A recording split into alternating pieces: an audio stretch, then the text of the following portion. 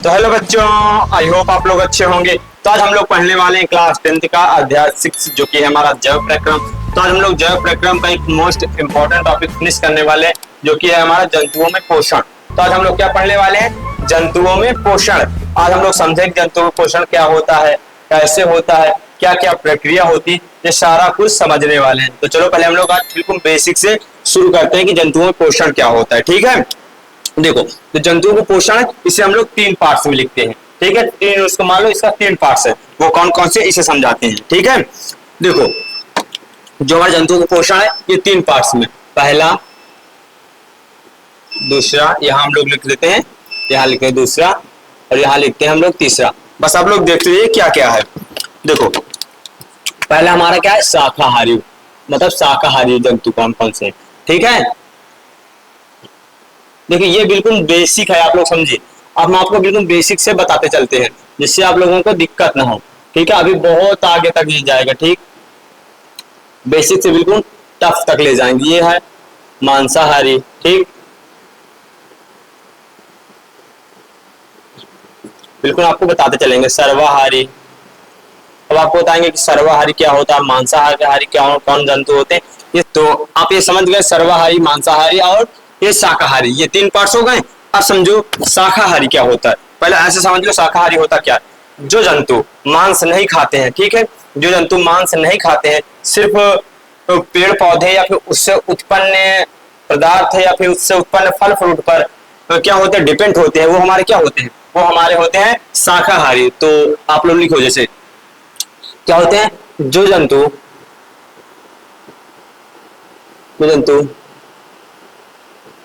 पेड़ पौधे, ठीक है, जो जंतु पेड़ पौधों व उनके उत्पाद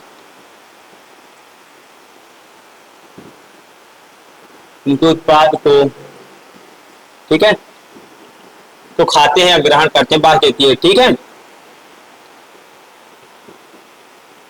खाते हैं, क्या कहलाते हैं, शाकाहारी कहलाते हैं।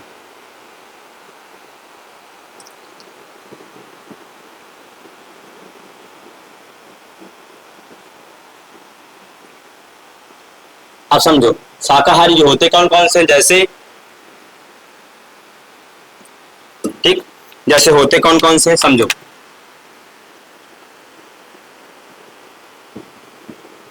जैसे कौन कौन से होते, हमारी बकरी, देखो ये सिर्फ घास चारा वगैरह वगैरह पेड़ पौधों पर डिपेंड रहती है। ठीक है, बकरी हो गई, गाय हो गई, भैंस, ठीक है, हिरण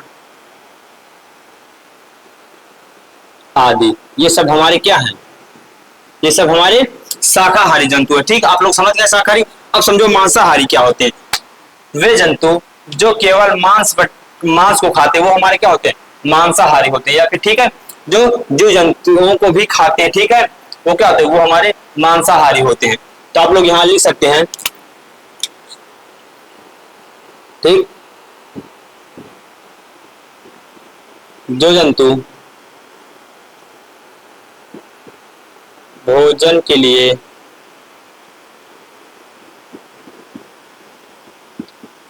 लिए मांस खाते हैं, क्या होते हैं, मांस खाते हैं, क्या लिखेंगे, जो जंतु भोजन के लिए मांस खाते हैं क्या कहलाते हैं, मांसाहारी कहलाते हैं।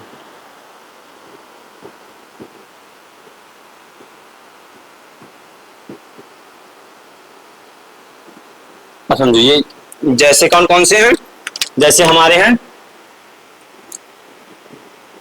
जैसे कौन कौन से हैं, आप लोग कमेंट में बताइए कि जैसे कौन कौन से हैं जो मांस केवल खाते हैं। ठीक है, वो है शेर, चीता, शेर हो गए, चीता, और कौन से आप लोग बताइए, शेर, चीता, और जैसे हो गया भेड़िया, शेर, चीता, भेड़िया आदि, और सार्प है, जो सांप होते हैं, अजगर है, ऐसे बहुत से हैं जो केवल क्या खाते हैं, मांस खाते हैं। ठीक है, आप लोग समझ गए। अब समझो सर्वाहारी। अब ये सर्वाहारी क्या होता है, देखो जो केवल मांस खाते हैं उसे मांसाहारी कहते हैं। जो केवल शाकी मतलब जो केवल शाक, पेड़ पौधे या फिर उससे उत्पन्न पदार्थ पर या फिर फल पर डिपेंड होते हैं, वो हमारे शाकाहारी कहलाते हैं। ठीक है, और देखो सर्वाहारी क्या होते हैं, जो ये दोनों को खाते हैं। ठीक है, मांस भी खाते हैं, भोजन भी मतलब जो पेड़ पौधों को भी खाते हो। ठीक है, वो हमारे क्या होते हैं, सर्वाहारी। तो हम लोग लिखेंगे यहाँ जो जंतु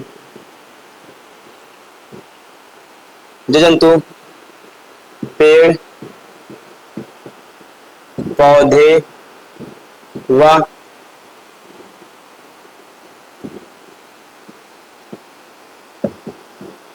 मांस भी खाते हैं, वे क्या होते हैं, वे सर्वाहारी होते हैं।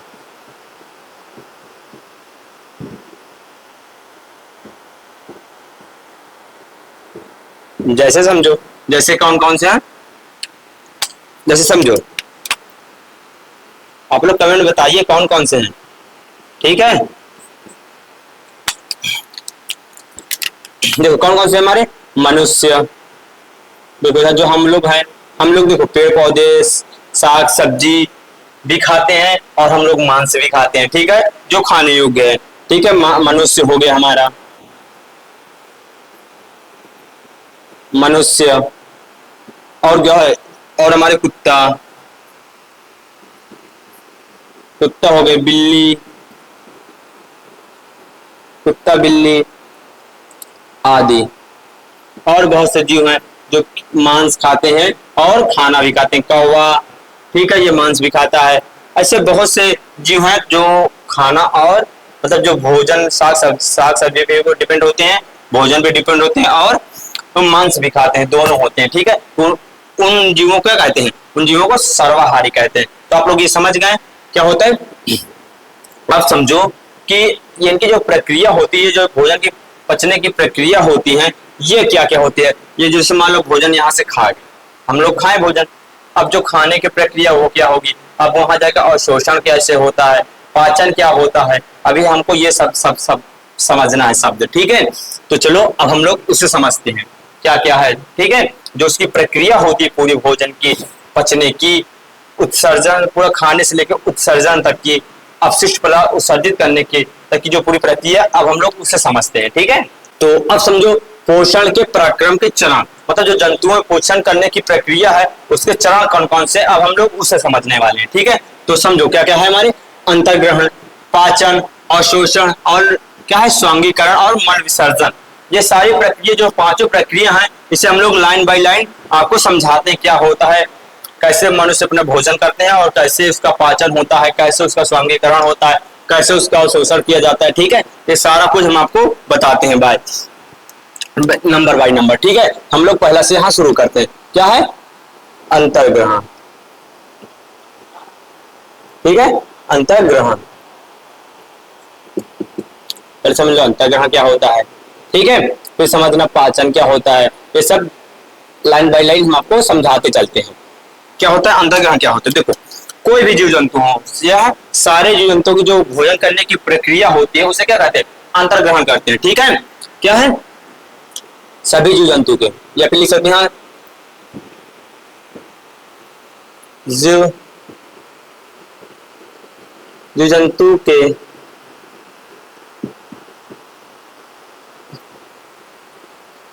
भोजन करने, क्या भोजन करने की विधि को, क्या है, भोजन करने की विधि को क्या कहते हैं, अंतर्ग्रहण कहते हैं। ठीक है, क्या कहते हैं, अंतर्ग्रहण कहते हैं।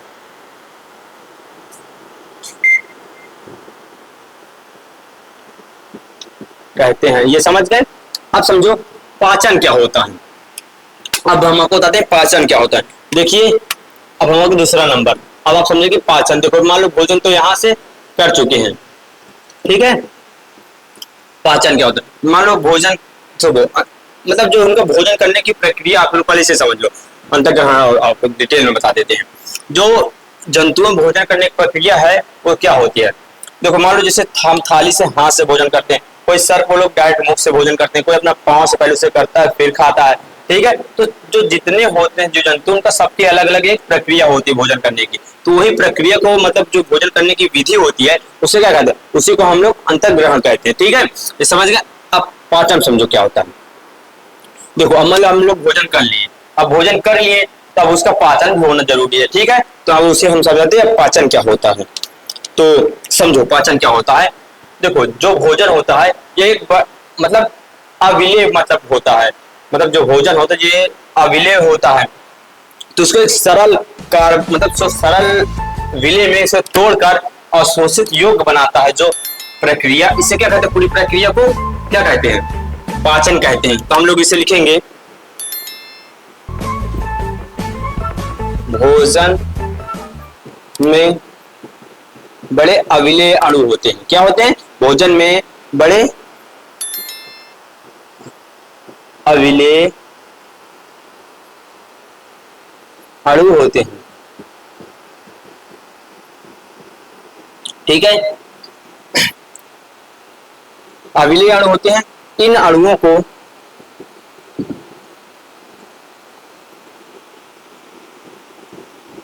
क्या है, इन अणुओं को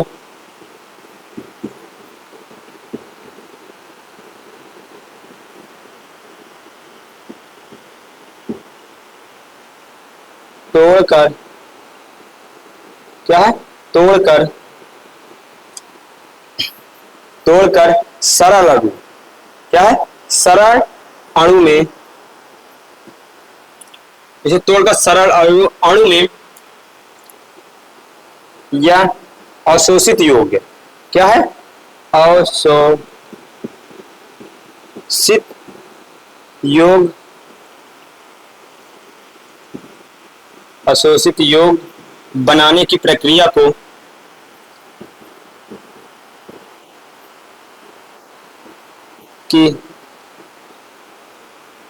क्या है, बनाने की प्रक्रिया को, प्रक्रिया क्या कहते हैं, बनाने की प्रक्रिया को, यहाँ क्या है, प्रक्रिया को क्या कहते हैं, पाचन कहते हैं। इसे आप लोग लिख सकते हैं। आप लोग इसका स्क्रीनशॉट रख लीजिए या फिर आप लोग इसे आप नोट कर लीजिए अपने नोट्सबुक में। अब हम आपको बताते हैं अब अवशोषण क्या। देखो मान लो पाचन हो गया, कोई भी मान लो सरल अणु हो गए, अब उसका पाचन हो गया, अब उसका अवशोषण क्या होगा, मतलब रक्त तक कैसे पहुंचेगा, ये पूरी प्रक्रिया कैसे होती है। फिर हम आपको बताएंगे स्वांगीकरण क्या होता है, ठीक है, मल विसर्जन क्या होता है, ये सारा कुछ हम आपको बताते चलते हैं। ठीक, ये दोनों हो गए। अब हम आपको इसे रेस करते हैं और बताते हैं अवशोषण क्या होता है, ठीक है। तो अब समझो अवशोषण क्या होता है। देखो हम लोग पाचन तो समझ गए क्या होता है, अब अवशोषण आपको समझाते हैं क्या होता है। क्या है, आहार नाल, मतलब जो आहार नाल में पचित भोजन होता है, हमारा पचित होता है, उसे अवशोषण कैसे होता है उसे समझो, वो कैसे होता है। तो क्या है, आहार नाल मतलब आंत, जिसे हम लोग आंत कहते हैं, ठीक है। आहार नाल में पचित, क्या है, आहार नाल में पचित, आहार नाल में पचित भोजन को मतलब भोजन के अणु, भोजन के अणु में विसरित करके, अब ये विसरित क्या होता है, मतलब फैलाकर, मतलब दूर दूर करके अणु को, ठीक है, विसरित करके क्या है, रुधिर तक पहुंचाने की प्रक्रिया, ठीक है।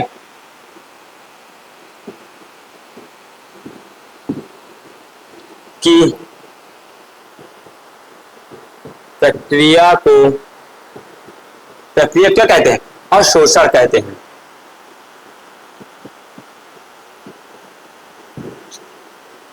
अवशोषण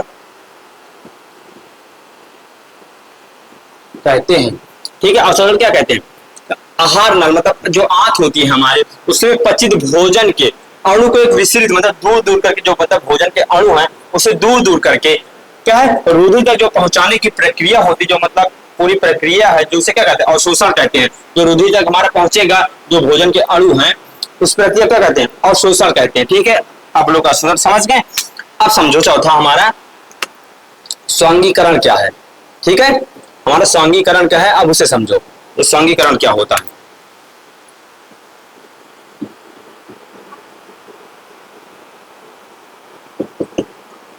ठीक है, देखो अब स्वांगीकरण समझो।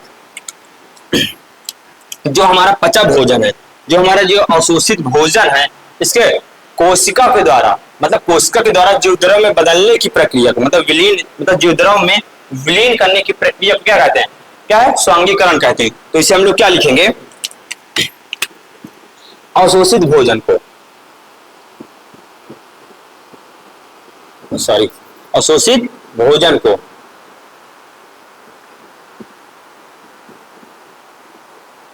अवशोषित भोजन के अणु को, ठीक है हम यहां लिख सकते हैं भोजन के अणु को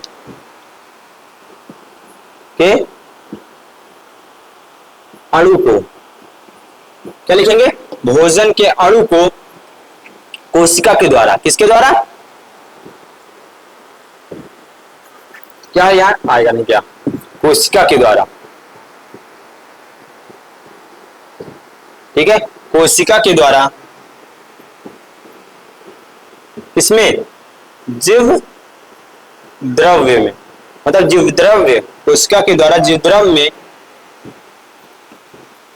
विलीन मतलब विलीन मतलब क्या होता है, मतलब उसमें मिक्स कर दिया मतलब बिल्कुल खो जाए, मतलब जो उसी में मान लो यहाँ जीव कोशिका है, उसी जीव द्रव्य में बिल्कुल मिक्स करते हैं, बिल्कुल खो ही जाए, जो अणु होते हैं भोजन के वो बिल्कुल खो जाए उसी में, क्या है विलीन, विलीन करने की प्रक्रिया को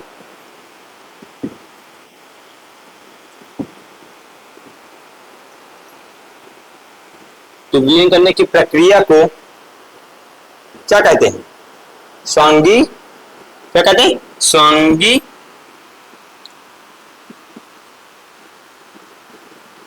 स्वांगीकरण कहते हैं, सॉरी स्वांगीकरण कहते हैं। तो आप लोग समझ में आ रहा है क्या है स्वांगीकरण क्या होता है।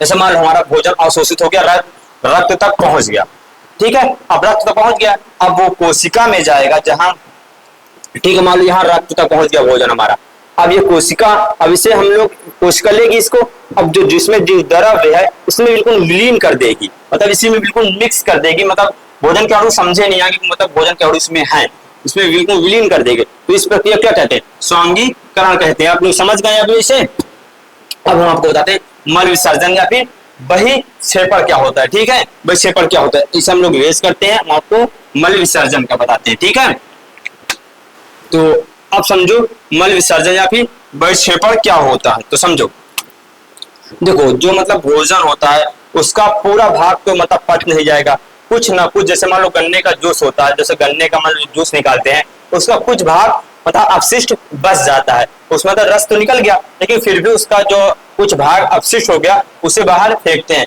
उसी प्रकार हमारा शरीर होता है, ठीक है, गन्ने की मशीन के प्रकार हमारा शरीर होता है, मतलब उसके रस तो निकाल लेता है लेकिन कुछ भाग हमारा अपशिष्ट बच जाता है, उसको हम लोग बाहर निकालते हैं, विसर्जित करते हैं शरीर से। ठीक है, तो इसे मल विसर्जन जिसे हम लोग कहते हैं, फिर बहिक्षेपण क्या होता है अब लोग समझो। उसे क्या कहते हैं शरीर से, ठीक है यहां से लिखे बताते हैं आपको, शरीर से अपच पदार्थ,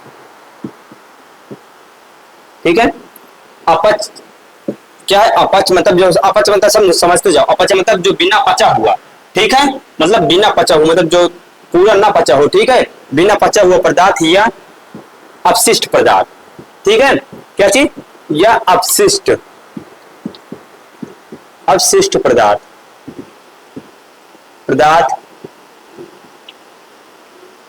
ठीक है, अपशिष्ट पदार्थ को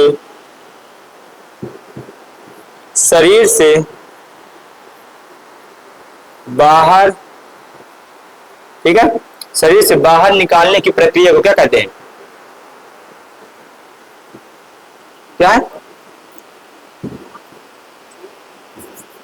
बाहर निकालने, ठीक है, बाहर निकालने की प्रक्रिया क्या कहते हैं? क्या कहते हैं? बाहर निकालने की प्रक्रिया को क्या कहते हैं? आप लोग कमेंट में बताइए क्या कहते हैं?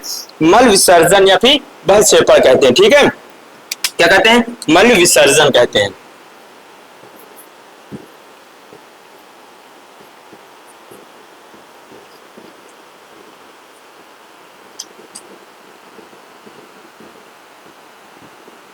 कहते हैं हाँ। तो आप लोग समझ गए मल विसर्जन क्या होता है। ठीक है, तो आई होप आपको इस वीडियो में कोई दिक्कत नहीं हुई होगी। यदि आप लोगों को इस वीडियो में कहीं भी दिक्कत है, आपको थोड़ा सा भी दिक्कत है, तो आप लोग कमेंट करिए सर हमको इस टॉपिक पे यहाँ पास दिक्कत है, तो हम आपको स्पेशल आपके लिए वह वीडियो उस स्थान का आपके लिए बिल्कुल बिल्कुल मान लो सरल से फिर से बेसिक से फिर से बताने की कोशिश करेंगे कि आप लोगों को समझ में आए। ठीक है, यदि आप लोग हमारे चैनल पर नए हैं तो हमारे चैनल को सब्सक्राइब करिए और हमारे वीडियो को लाइक करिए, जिससे और हमें अधिक मोटिवेशन मिलता रहे कि आप लोगों को रुचि है हमारे वीडियो में। ठीक है, इसलिए हम आपको बेस्ट वीडियो और लाते रहे। तो चलो अब हम मिलते हैं अगली वीडियो में।